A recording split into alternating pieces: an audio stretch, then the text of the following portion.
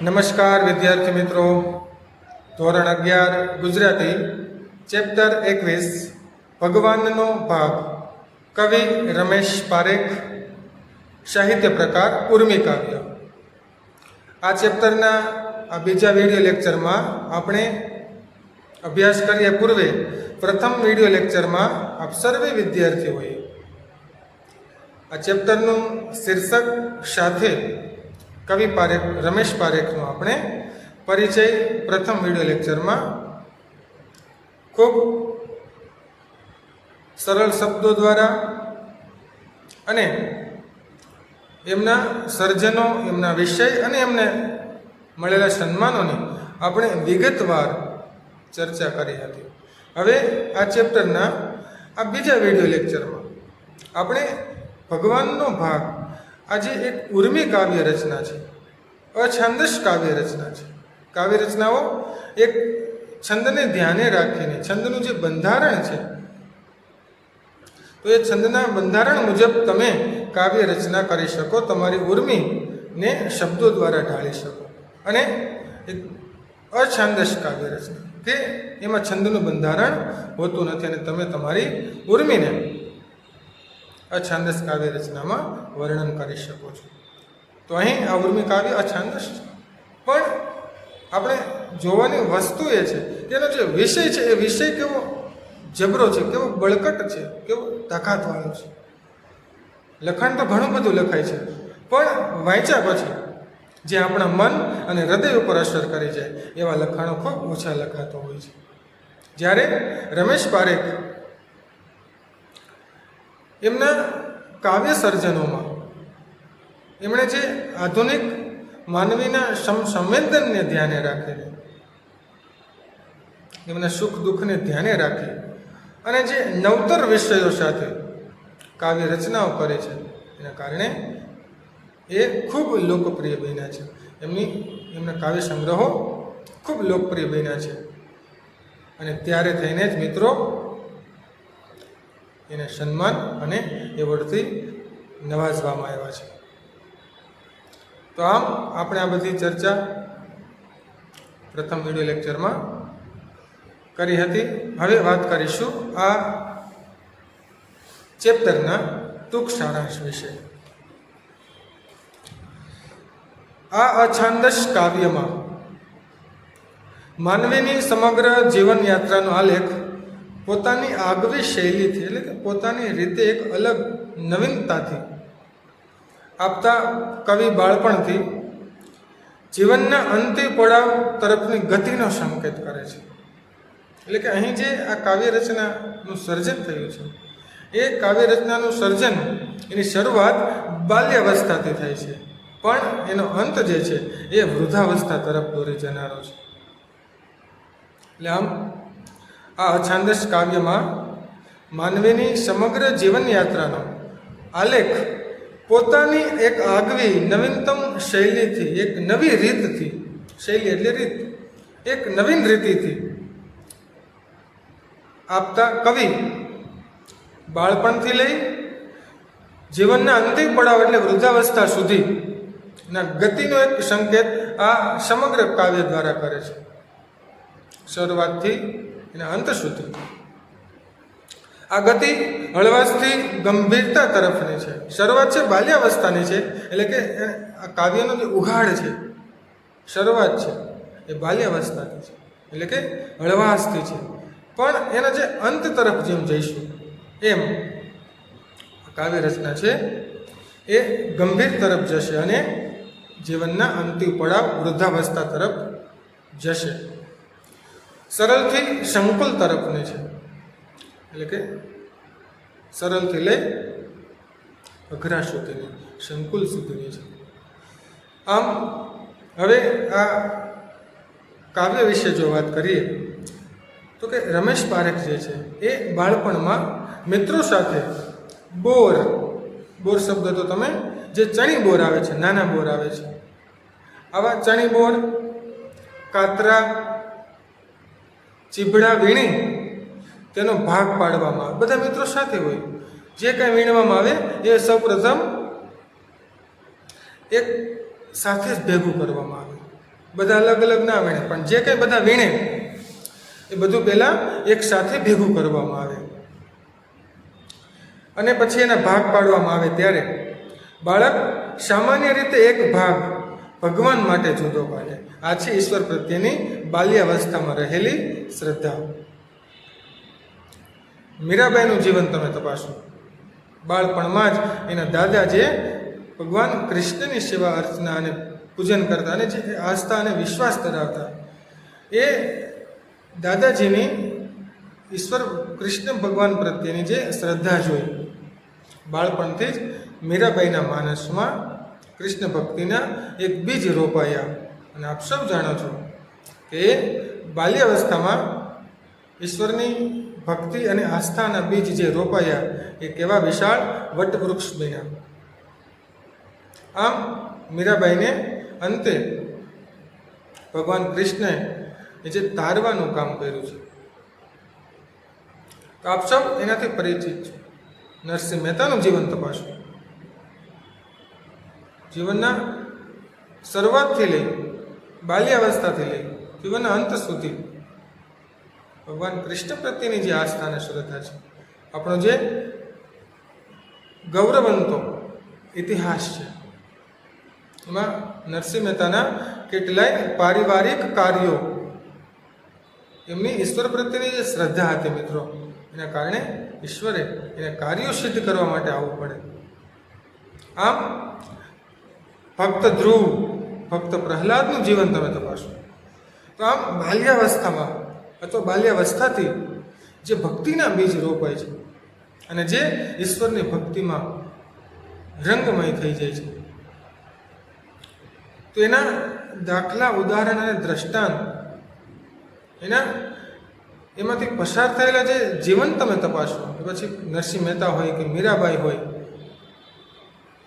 કે પછી ભક્ત ધ્રુવ પ્રહલાદ હોય કે મયુરધ્વજ રાજા હોય કે પછી ધના ભગત હોય, આમ કેટલાય ભક્ત કવિઓ, કેટલાય ભક્તો કે ઈશ્વર એમના કાર્યો કર્યા હોય, એમનો ઉદ્ધાર કર્યો હોય. તો આપણો ભારતીય સાહિત્યનો આ ગૌરવંતો ઇતિહાસ છે. આપણે આ ઈશ્વર પ્રત્યેની શ્રદ્ધા વધારે મજબૂત કરે છે. તો આપણે ઈશ્વર છે કે નહીં એ તપાસવાનું નથી, પણ આપણો જે ઇતિહાસ છે, ઇતિહાસ એની સાક્ષી પૂરે છે સાહેબ. તો હવે બાળકથી મોટા બની અને માણસ જે પોતાના સ્વપ્ન માટે જે એક દોટ મૂકે છે અને પછી ભગવાનનો ભાગ નથી કાઢતો, પણ જીવનના અંતિમ પડાવમાં જ્યારે ઈશ્વરનું સ્મરણ કરી, ઈશ્વર યાદ આવે, શરીરમાં અનેક દુઃખ અને વેદનાઓ હોય, પીડાઓ હોય, અને જીવનના અંતિમ પડાવમાં ફરી ઈશ્વરને આપણે યાદ કરીએ અને કદાચ ઈશ્વર સ્વપ્નમાં આવી કહે કે જીવનના 50 વર્ષ સુધી બાલ્યાવસ્થાના વર્ષો દૂર કરી એ સિવાયના અવસ્થામાં કેટલી જિંદગી ખર્ચી નાખી, અત્યાર સુધી મારો ભાગ નથી કાઢ્યો, લાવ મારો ભાગ ક્યાં છે. તો આમ આવા એક સંવેદન સાથે એક ઈશ્વર પ્રત્યેની અતૂટ શ્રદ્ધા અને જે વિશ્વાસ છે એ ફરી લોકોનો કાયમ માટે એ જોડાયેલો રહે, એના માટેથી એક જે નવીનતમ રચના રમેશ પારેખે સર્જન કર્યું છે. એટલે બાળપણમાં મિત્રો સાથે બોર, કાતરા, ચીભડા વીણી તેનો ભાગ પાડવામાં આવે ત્યારે બાળક સામાન્ય રીતે એક ભાગ ભગવાન માટે એ જુદો કાઢે, એટલે કે ઈશ્વર પ્રત્યેની શ્રદ્ધા છે. આ વાતને લઈને આપણે ભક્ત નરસિંહ મહેતા, મીરાબાઈ, ધ્રુવ પ્રહલાદ વગેરે જે આપણે ભક્ત કવિઓ અને આપણે જે સંત પરંપરા છે, ભારતના ગૌરવવંતા ઇતિહાસ, એ એને આપણે યાદ કર્યા. એના જીવન તમે તપાસો તો ખ્યાલ આવે કે ઈશ્વરે એના જીવનમાં એના જીવનમાં ઈશ્વરે કેટલા કાર્યો કર્યા છે, એનું પ્રમાણ છે મિત્રો. અને છેલ્લે એનો જે ઈશ્વરે ઉદ્ધાર કર્યો છે, એટલે કે એને જે મોક્ષની ગતિ પ્રાપ્ત કરાવી છે, તો આપણા ઇતિહાસમાં ઉલ્લેખ છે. પણ જે લોકો ધર્મ, ઈશ્વર પ્રત્યેની આસ્થા છોડે અને ગેરમાર્ગે દોરાય છે, તેમના માટે ફરી સતમાર્ગે વાળવાની, પોતે જે કમાય છે, જે કમાણી કરે છે, ઈશ્વરની જે મહેરબાની છે એમાંથી, ભલે ઈશ્વર માટે નહીં પણ સમજણા થયા પછી, પહેલાં ભલે ઈશ્વર માટે એમ કહે છે કે અમે ભાગ કાઢતા, પણ સમજણ આવ્યા પછી, સમજણ કેળવાયા પછી ઈશ્વર માટે ભાગ કાઢવો એટલે કે જે સામાન્ય જરૂરિયાત એવા કેટલાય લોકો છે એને મળતી નથી, તો ઈશ્વરે આપણને સામાન્યથી વધારે આપ્યું છે, તો થોડુંક ઈશ્વર માટે કાઢી ઈશ્વરનું કાઢેલું ભાગ જે છે એ આપણે બીજાને આપી અને એનું જીવન છે એ ખુશીઓથી ભરી દઈએ, એ આપણે કંઈક ઉપયોગી થઈએ. તો આમ ફરી સતમાર્ગે વાળવાની આ ચેપ્ટરમાં વાત છે. એટલે બાળકો છે, કવિ લખે છે કે અમે બાળપણમાં મિત્રો સાથે બોર, કાતરા, ચીબડા બધા ભેગા કરીએ અને પછી ભાગ પાડીએ, એમાં એક ભાગ ઈશ્વરનો પણ હોય. બાળકને શ્રદ્ધાને નમન કરવાનું મન થાય, ભલે ઈશ્વર વિશે બધું કશું જ જાણતો નથી, પણ વાતમાં ઈશ્વરને યાદ કરે. ન કરવાનું કાર્ય હોય ત્યારે પાપ લાગે, ભગવાનને ન ગમે, ભગવાન આની સજા આપશે, તો આ છે એની ઈશ્વર પ્રત્યેની આસ્થા, અને આવી આસ્થાને આપણે નમન કરવાનું, વંદન કરવાનું મન થાય. સમજણો માણસ ઈશ્વર પ્રત્યે જે આસ્થા નથી ધરાવતો એ બાલ્યાવસ્થામાં જોવા મળે છે મિત્રો. કાવ્યનો ઉત્તરાર્ધ એટલે કે કાવ્યનો શરૂઆત પછીનો જે ભાગ છે, પૂર્વાર્ધ એટલે શરૂઆત અને ઉત્તરાર્ધ એટલે અંતિમ ભાગ. કાવ્યના ઉત્તરાર્ધ પછી મોટા થયાથી થાય છે, પછી મોટા થયા ત્યાંથી કાવ્યનો ઉત્તરાર્ધ પાછળનો ભાગ શરૂ થાય છે, એટલે કે જીવનનો અંતિમ પડાવ, અને પૂર્વાર્ધ એટલે બાલ્યાવસ્થાની વાત. ઘણું કમાયા, એમાં શું વાત છે? તો કે એમાં ઘણું કમાયા જીવન દરમિયાન, ઘણું ભેગું કર્યું, પછી ભાઈઓ, પરિવારજનો વચ્ચે ઘર અને વસ્તુના ભાગ પાડવાની જે માણસની સ્વાર્થ વૃત્તિ બાળકોની નિર્દોષતા સામે ઝાંખી પડે છે. ભલે ઘણું બધું ઈશ્વર આપ્યું, ઘણું બધું તમે કમાયા હોય, પછી એ કમાયેલું જે છે એમાં પરિવાર માટે, ભાઈઓ અને પરિવારને જે ભાગ પડે, એ જે ભાગ પડે છે એમાં ઈશ્વરનો ભાગ નહીં પડે. પણ જ્યારે બાલ્યાવસ્થામાં જે કંઈ પ્રાપ્ત થતું એમાં ઈશ્વરનો ભાગ પડતો. એટલે બાળપણને જે નિર્દોષતા અને નિખાલસતા છે, ઈશ્વર પ્રત્યેની શ્રદ્ધા છે, એ ઉંમરલાયક થયા પછી એની સામે ઝાંખી પડે છે. ભગવાનમાં હવે શ્રદ્ધા જ રહી નથી, પછી તેનો શેનો ભાગ? તો ઈશ્વર પ્રત્યેની શ્રદ્ધા છે એ ક્ષીણ થઈ જાય છે, તો પછી ઈશ્વરનો ભાગ શેનો? પણ ભગવાન સપનામાં તો આવે ને, ભલે ઈશ્વર ને આપણે આ ચર્મચક્ષુથી નથી જોઈ શકતા, એના માટે દિવ્ય ચક્ષુ જોઈએ, એના માટે તપશ્ચર્યા જોઈએ, ભક્તિ જોઈએ, ભલે આપણે નથી કરી શકતા, પણ ઈશ્વર સપનામાં તો આવી શકે ને. એ તો પોતાનો ભાગ પણ માગે, ઈશ્વર સપનામાં આવે અને પોતાનો ભાગ પણ માગે. સદકાર્યો વિનાના ખાલી હાથ પાનખંડની ડાળી જેવા ઉજળ છે. ઈશ્વરનો ભાગ એટલે કે તું જે જીવન દરમિયાન કમાયો છે, મેં તને જે જીવન આપ્યું છે, એ જીવનમાં તે જે કમાણી કરી છે, એ કમાણીમાં તારા હાથે કાંઈ સત્કાર્યો થયા છે, બસ એ જ ઈશ્વરનો ભાગ. તો ત્યારે શું જવાબ આપશો ઈશ્વરને? દુઃખોના પર્યાય જેવા, કે આપણી પાસે બીજો કશો જ વિકલ્પ નથી, કારણ કે એવા સત્કાર્યો કર્યા નથી, સત્કાર્યો પાછળ કરેલી કમાણીમાંથી અમુક ભાગ કે હિસ્સો એ વાપર્યો નથી, તો પછી જવાબમાં ફક્ત આંસુ. દુઃખોના પર્યાય જેવા, દુઃખનો પર્યાય સમાનાર્થી આંસુ, દુઃખ સાથે આંસુ જોડાયેલું છે. તો આમ દુઃખનો પર્યાય જેવા આંસુ ભગવાનને આપવા સિવાય કશું બચ્યું નથી. બસ છેલ્લે આંસુ સિવાય આપણી પાસે કશું હોતું નથી. પણ આ તો ભગવાન છે, ઈશ્વર છે. ભલે આપણે સુખમાં ભાગ નથી આપ્યો, પણ આપણે જ્યારે દુઃખમાં છીએ ત્યારે ઈશ્વર દુઃખમાં પણ ભાગ લે. તો આમ આ તો ભગવાન છે, એ પીડા આપે છે તો પ્રેમ પણ આપે છે, સુખ આપે તો દુઃખ પણ આપે છે. બસ એ જ જીવન. ખાલી પાથી ભરેલી કવિની ઉજળતાને અજાણ્યા મંત્રથી ભરી દે છે. કવિ એમ લખે છે કે મારા ખાલી અને શૂન્ય જીવનમાં ઈશ્વર અને ઈશ્વરનું સ્વપ્ન, ઈશ્વર કદાચ સ્વપ્નમાં આવે પ્રશ્ન જ છે. ઈશ્વર પોતાનો ભાગ માગે તો આપણી પાસે દુઃખ, સમસ્યા કે આંસુ સિવાય કશું નથી. ઈશ્વર સુખ આપે, દુઃખ આપે, આંસુ આપે, હાસ્ય આપે, આનંદ આપે.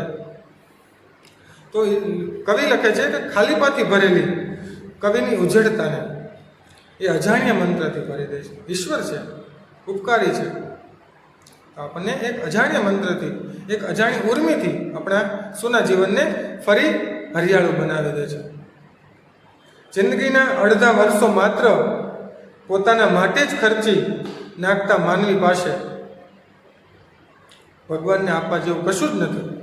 ત્યારે ભગવાન એના બાકીના વર્ષો પોતાના માટે માગી લે છે કે તે આટલા વર્ષો જિંદગીના મહત્વના વર્ષ તે ખર્ચી નાખ્યા, પણ હવે તારા બાકીના જે વર્ષ છે મને આપી દે. માત્ર સ્વ હેતુથી જીવતા માણસે, કે ફક્ત જે માણસ પોતાના હેતુથી જીવે, પોતાના માટે જ જીવે છે, એના માટે આ આંગળી ચીંધવાનું કામ છે.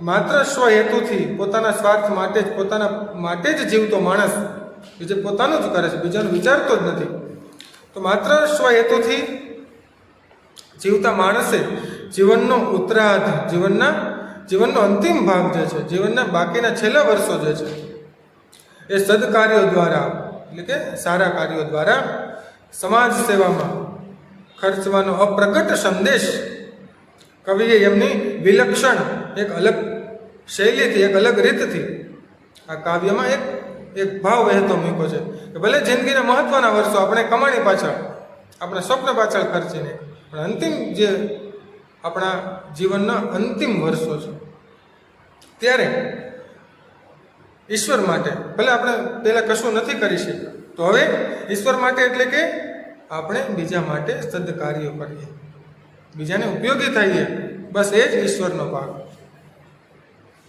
આમ આવો એક સંદેશો પણ આ કાવ્યમાંથી આપણને પ્રાપ્ત થાય છે.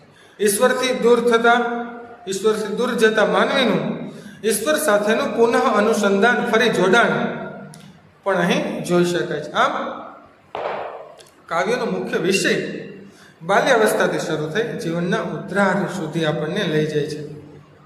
અને ભલે આપણે જે કમાયા છે એ પરિવાર, ભાઈઓ વચ્ચે જે ભાગ પડે છે, ઈશ્વરનો ભાગ નથી, એટલે કે ઈશ્વર પ્રત્યેની શ્રદ્ધા આપણી ખૂટતી જાય છે. પણ ઈશ્વર સ્વપ્નમાં આવી પોતાનો ભાગ માંગે ત્યારે આપણે એને શું આપીશું? તો ઈશ્વર કદાચ આપણા પછીના વર્ષો માગી લે, એટલે કે હવે પછી તારે સદકાર્યો કરવાના છે. તો અહીં આ સંદેશો પ્રગટ થાય છે. એટલે કે આ કેવો સંદેશો?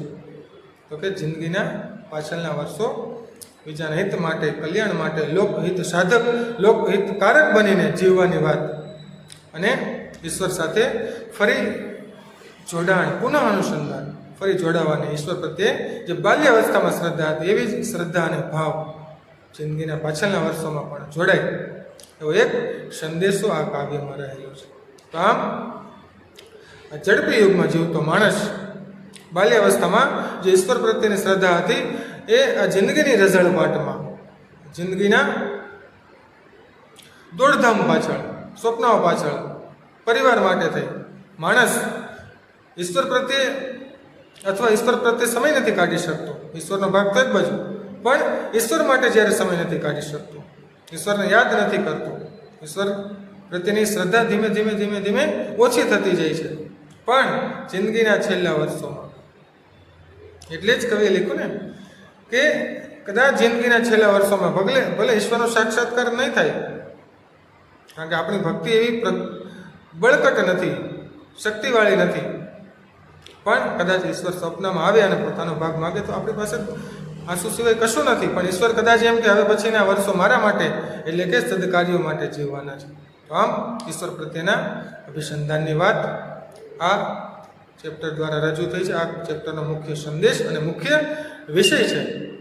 મિત્રો, આપ સર્વેએ કવિ પરિચય સાથે, ટૂંક સારાંશ સાથે, અને આ કાવ્યનો ખૂબ સરળ શૈલીમાં છે, અભ્યાસ કરવાનો છે. એકાગ્રચિત મનથી સમજવાનું છે અને આ ચેપ્ટરના આ બંને વિડીયો લેક્ચર દ્વારા ઊંડાણપૂર્વક સમજવાનો આપ સર્વે વિદ્યાર્થીઓએ પ્રયત્ન કરવાનો છે. હવે પછીના ચેપ્ટરમાં આપણે હવે પછીના વિડીયો લેક્ચરમાં એટલે કે ત્રીજા વિડીયો લેક્ચરમાં આપણે શરૂઆતથી લઈ અંત સુધી કાવ્યની પંક્તિશઃ સમજણ કેળવીશું. ફરી મળીશું આ ચેપ્ટરના ત્રીજા વિડીયો લેક્ચરમાં. અસ્તુ.